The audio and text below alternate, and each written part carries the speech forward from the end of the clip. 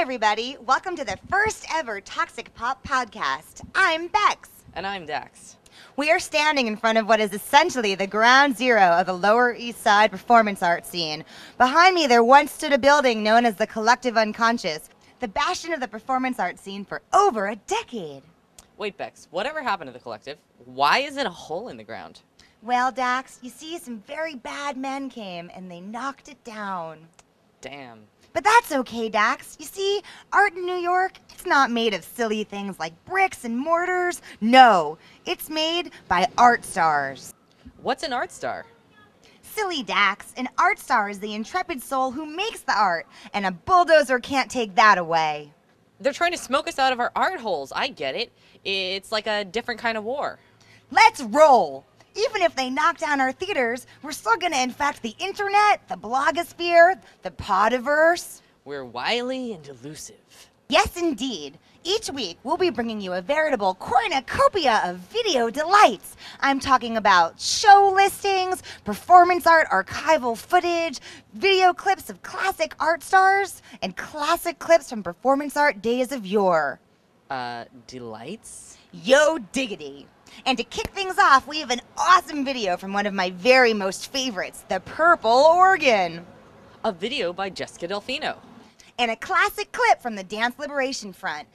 So grab a Budweiser, snuggle up with your iPod, and get ready to kick it LES style. Bex, what's a podcast? Oh, you knucklehead. Take this.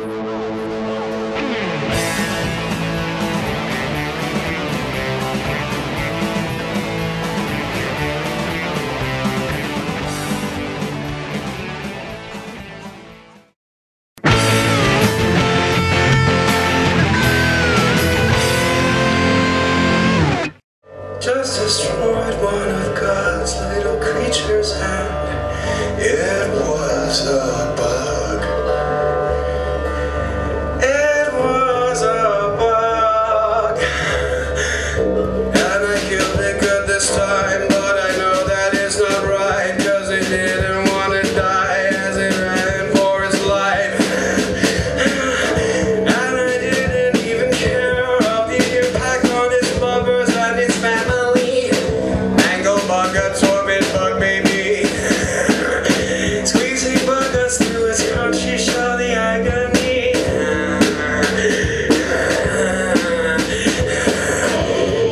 was a bug. It was a bug running for his life. And other bugs it loved and fucked.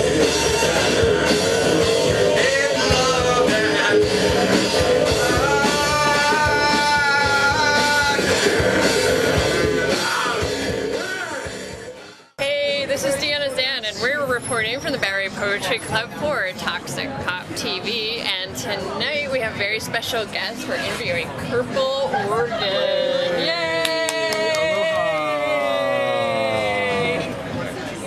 So I was actually captivated. This is my first time seeing you, and I just was completely enthralled with your performance. But one of the things that I noticed is that you put every ounce of your being into your performance, and that's what drew me in. And so what's it like for you to be up there? I'm totally terrified and spooked the whole time. I'm totally thinking everybody's just like ready to bolt out of there, and like I've got to do something totally insane to even keep people just remotely interested. And like the whole time I'm thinking like, they hate me, like how long do I go until I start hearing them screaming at me? I'm like totally scared the whole time. A lot more. But I understand that there was a little bit of a hiatus that you haven't been performing much, or do I have that? I've been playing on the Lower East Side for a while, but okay. I've been playing a lot and touring a little bit in Europe and England and France. And How's that going? It's a really supportive environment in England, especially. But it's interesting, like the more supportive the environment is, it seems like the less creative output. I mean, there's not like a ton of bands coming out of Amsterdam, but it's more tolerant society than here. But yeah, the artists do get like better pay there, and people seem really into buying CDs there for some reason. So it's a little more supportive in that way. But no, I've been playing around here in Brooklyn a lot. It seems like the clubs in New York are kind of migrating over into Brooklyn, following the throngs of poverty-stricken artists that have migrated over there as well. It was a bug, it was a bug, it was a bug, it was a bug. Missy head and torn up eyeballs. Missy head and torn up lips. Up, down,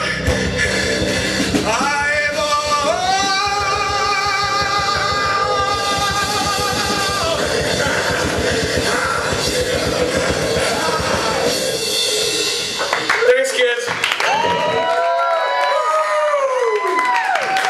I was wondering if you could elaborate a little bit on your instrument, Yeah. without revealing any trade secrets. Oh yeah, I just have all these classical guitar transducers taped to the deck of the guitar, and then I play the guitar kind of half percussively, and that signal gets picked up through an amplifier, and then the snare drum in front of the speaker picks up the signal, and it sounds like someone's striking the drum, but it's just electrical pop from the tapping of the guitar.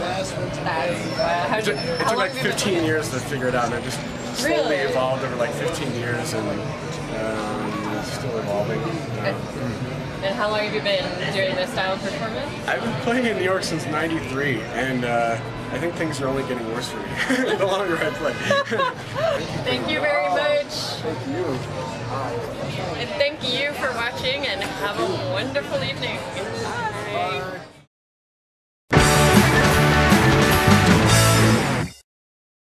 5, 4, 3, 2. Hi, so I really hate war. I really do. So what I do is I write war protest songs, and then I go to police stations and I sing them in front of the police stations, hoping that maybe somebody will do their job. So this is a war protest song that I wrote, and I hope you guys learn all the words and then sing it everywhere you can. It goes like this. 1, 2, 3. Well, I'm sorry things didn't work out with us, but I'm leaving here tonight on the midnight bus. Keep my shit, I don't care, just please don't make a fuss. You don't make my pussy right. I tried to help you figure it out. I spread my crotch out open till my clit popped out. I pushed ahead, left, right, and all about, but you don't make my pussy right. I heard you say yesterday I didn't give you half a chance, but you dated for a year, and oh my dear, good pussy licking is the key to romance. So I'm sorry things didn't work out with us, but I'm leaving here tonight on the midnight bus. Keep all my shit, I don't care, just please don't make a fuss. You don't lick my pussy right, oh no. You don't lick my pussy right, one more time. Oh, you don't lick my pussy right, I really mean it. You don't lick my pussy right. No more war, you guys. No more war.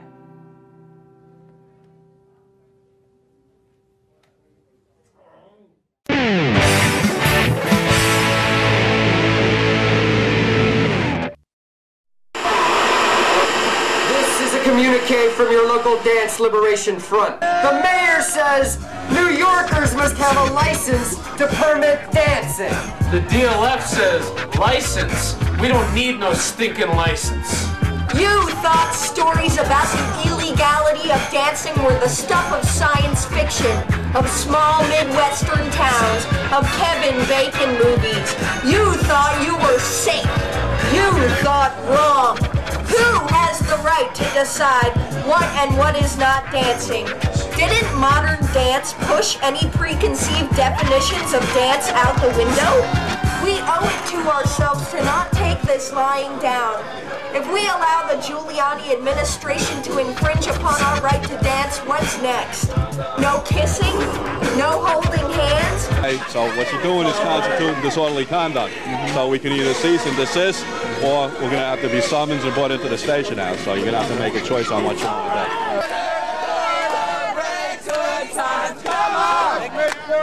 Check it out. Check it out. It's the police car. It's blocking traffic. It's not us. It's the police car blocking traffic. Expect impromptu dance actions throughout the city. Is anyone up for dancing? The steps of City Hall seem like a nice place for a limbo contest, or perhaps the hokey pokey. An unusual protest at City Hall Saturday. A group known as the Dance Liberation Front was protesting for the right to dance. Under city law, you can't dance at an establishment unless it has a cabaret license. As part of the protest, members of the group circled City Hall and performed the hokey pokey. The following is our non-negotiable list of demands. We demand the repeal of all New York City cabarets regulating dance. Henceforth, all New York City public transportation will feature dance music. The third national anthem will feature a beat. Mr. Mayor, we have not yet begun to wiggle. Alrighty, kids. We hope you enjoyed week number 1 of the Toxic Pop podcast. Be sure to check us out next week for more. Right, Dax? Dax, what are you doing? Hold on, I'm watching The Best Week Ever. Woohoo! Anyway, be sure to check out www.toxicpop.com to sign up for the newsletter and for more of this awesomeness. But we'll see you next week. And for now, we out at 500, bitch.